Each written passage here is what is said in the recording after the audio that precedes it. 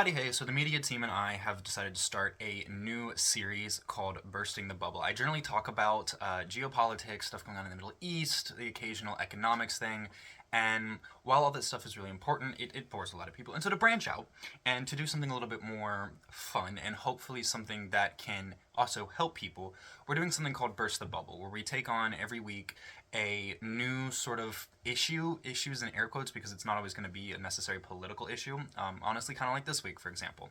But on Instagram there will be a poll up every week where you get to vote between two options to decide which video you want to see go over.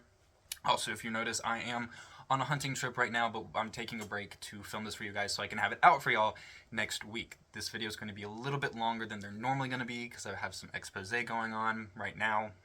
But we're going to try to keep them around 10 to 20 minutes, closer to the 10 side, probably around 15. Just to make these short, easy, and kind of come at it, I would say a moderate position. However, this is more a position that, you know, it might end up being something that leans way more left or way more right. The idea is the position that best matches the facts or the position that best matches the best outcome for everybody. And it won't always be the position that I would personally support too. So won't put that out there just because we talk about it in this series.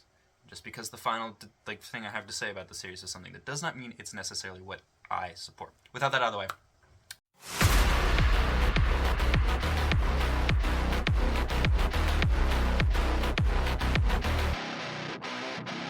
we're getting into, for this week and for the first one of this, the body positivity movement.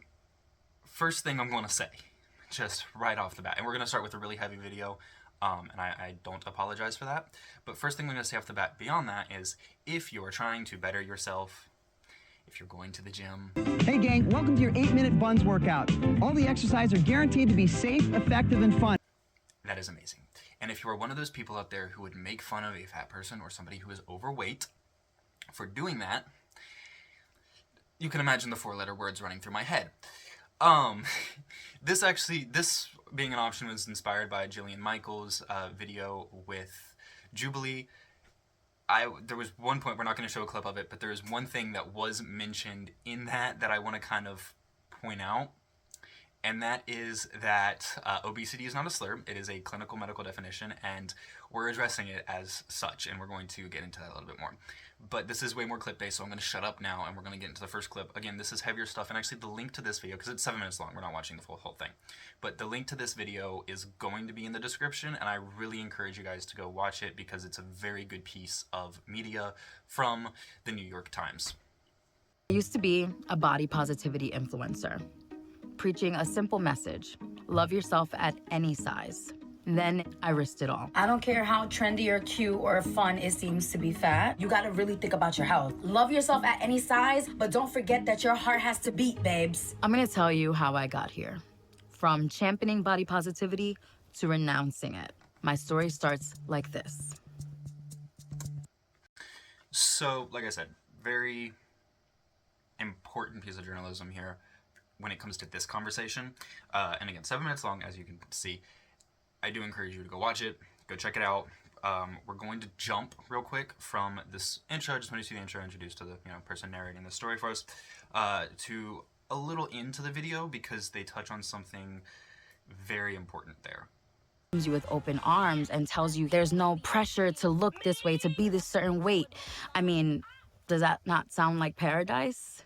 Then, over time, I got heavier and heavier.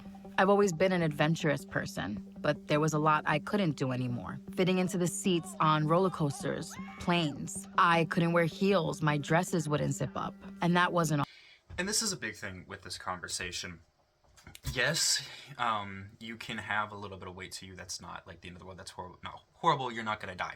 However, it can really make life uncomfortable for you in a way that's not necessary. Like, you don't have to be there, it's not necessary. While there are legitimate medical conditions that can cause issues with a person's weight, there is generally a certain level of choice associated with this. And there's always angry comments. Whenever I say anything in life has choice associated with it, there's always angry comments. But again, friendly reminder, classical liberal free market capitalist, I believe in self-determination in the sense of you are accountable for your own fate to a certain degree. But yeah, that is one thing that I feel like is kind of talked about on the flip side, like the pro side, it's like, oh, there should be more options available, but also to a certain degree, you put yourself in this position. So I feel like while we might live in a society where possibly for someone who is just naturally a little bit bigger, it can be difficult, you have the flip side, which is if you have, like, there's people who, like, mukbang YouTubers. If that is your lifestyle, if that's what you do and you're not burning off those calories so you put on that weight, I don't know. That seems a little self-inflicted. It reminds me of the airlines and the seats issue, where you would have to pay for 2 seats if you were a certain size, and people were pointing out, well, what about a bodybuilder who might have really broad shoulders? Would they also have to pay extra? I'm not really familiar on whether or not that was a case, but in that sort of instance, that's actually something I kind of agree with. And we have these restrictions for other things. There's height limits on rides. There is you can be under a certain weight and not be allowed on certain rides because the safety harnesses cannot physically connect you.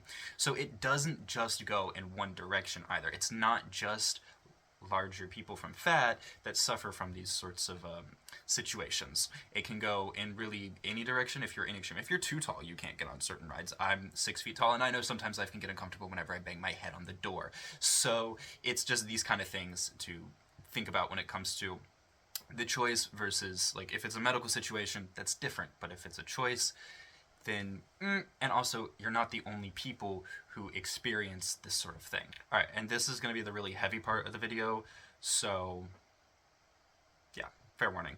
He really believes that she was going to make it out of it. But in late 2022, she died at 37, reportedly from heart complications.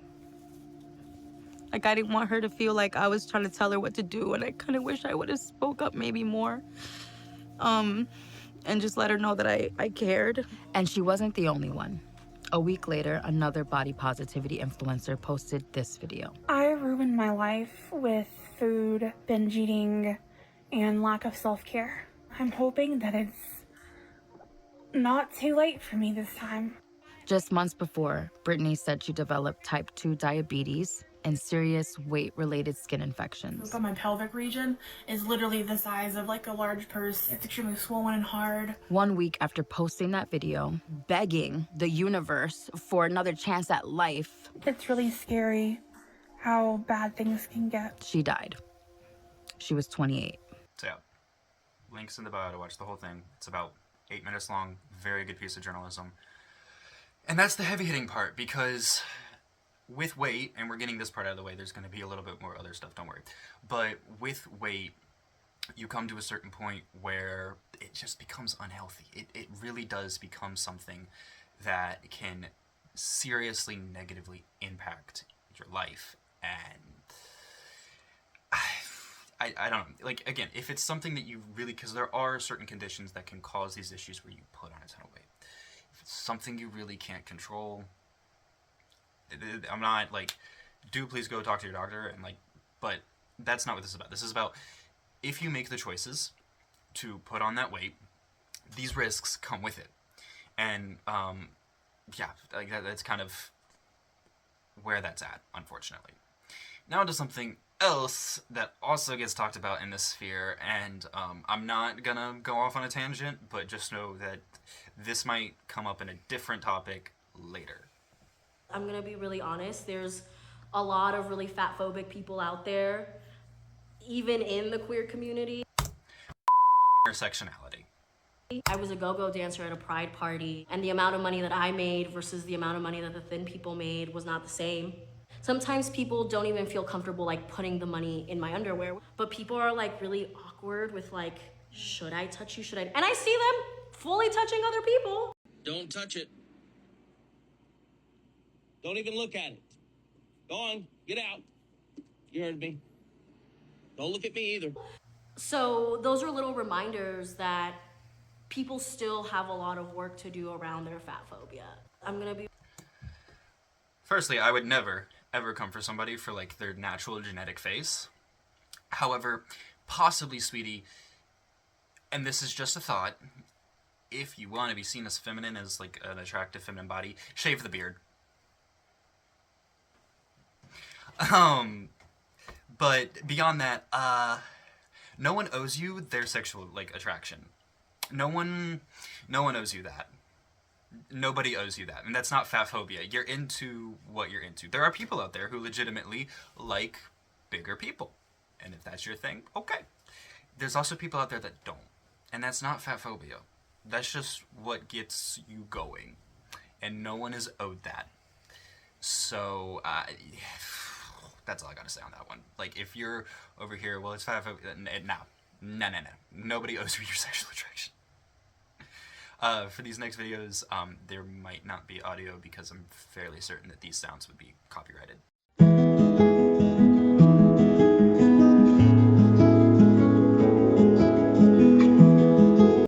Okay, but let's be so for real here. You look miserable in a few of those shots, and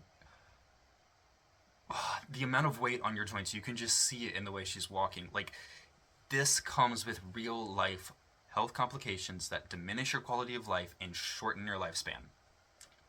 And, like, again, if this is something that is truly outside of your control, I understand. Like, we're not coming at you. We're coming at the people who choose this lifestyle. And, like, the audio to this is somebody gonna match my freak? Is somebody gonna match my freak? Like, the idea here is she is celebrating this. She is glorifying this, and she is saying that, not necessarily that's a good thing, but she's also saying that it's not a bad thing, and this isn't something that she wants to change about herself.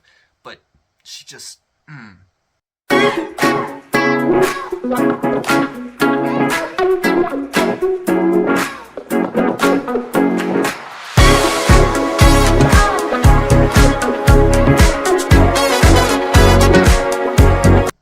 No, you don't owe society thinness, and if really you don't care about your own personal self, do whatever.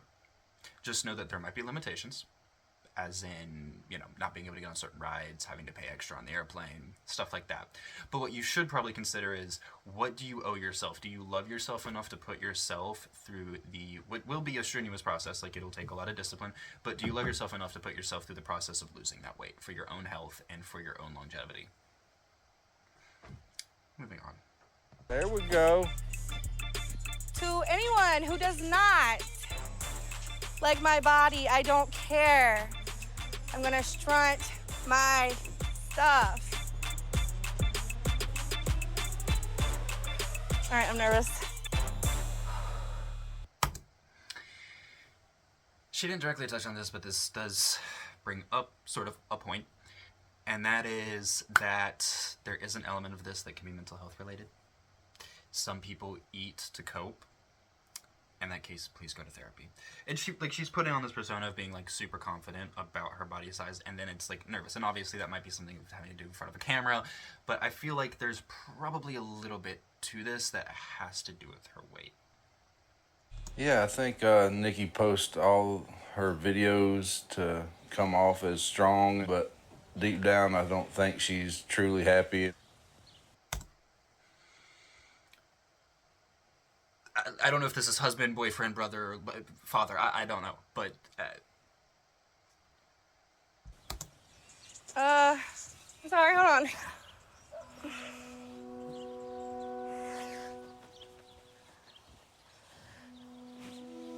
So what's making you upset and sad? I'm scared. Yeah. That's understandable. Tell them why you're scared. There's a lot of mean people. Yeah. what did I open the video with? If you're a plus-size person at the gym working out, that should be applauded, and if you're the sort of person to make fun of them for it, I got some four-letter words for you. You can address people like this. You can really address any person in any situation from a place of compassion and love and not putting them down. You don't have to be nasty to these people to make the point that their health is in danger.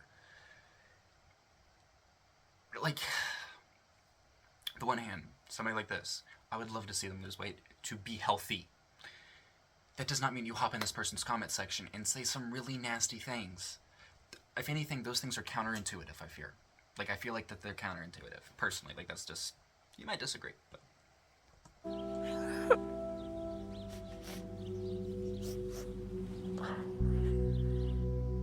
I hate being this size. This final person, I will be flaming. I do not apologize for this fact. She has some audacity to say some things. Side eye. Criminal offensive side eye. And I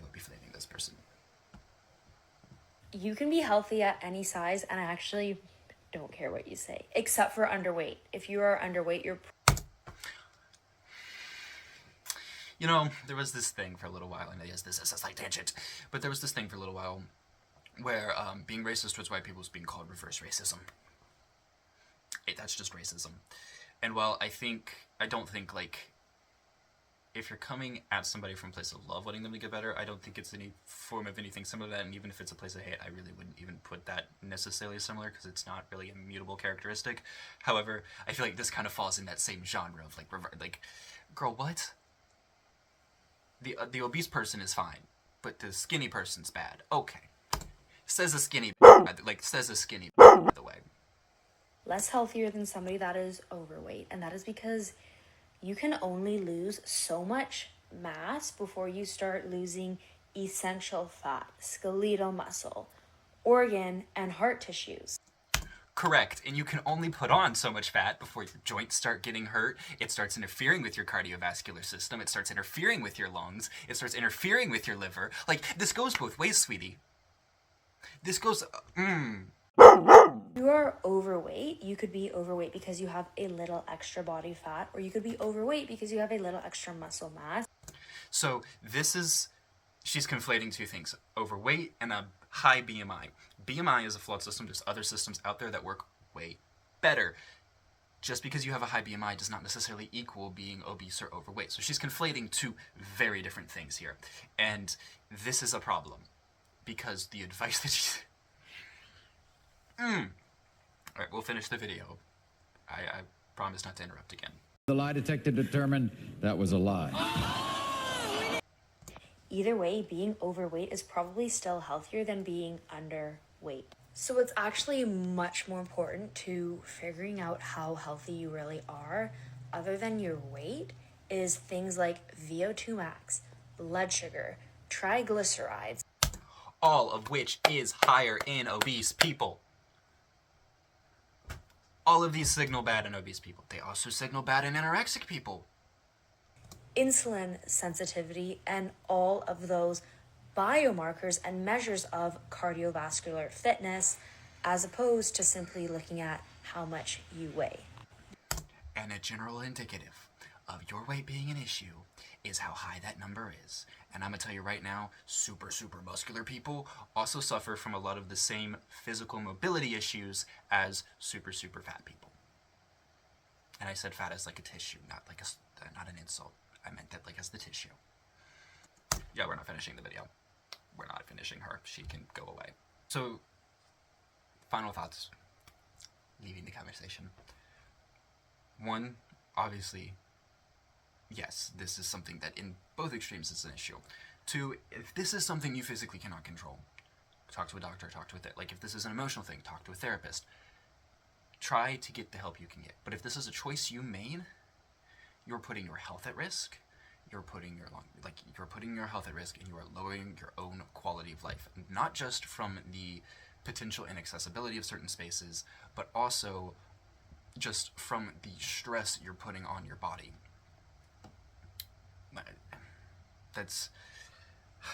And of course, like I said, approach these people with compassion. If you're somebody getting in the comments of an overweight person and making fun of them, what good does that do? It's not good. That's never going to convince them. If anything, most people respond to stuff like that by doubling down.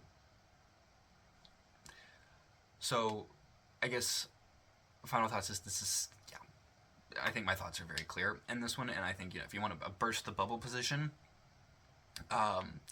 you can be kind to these people. This will impact your longevity and your quality of life. And this is something that goes both ways. I know we didn't watch videos of any actual skinny people, but if you are underweight, you will face similar problems with similar relations to the issue. So yeah, I think I'm going to leave this video there. Any questions, any comments, just drop them in the comments. And I will hopefully see you guys next week, and keep an eye out on the Instagram story for next week's topic.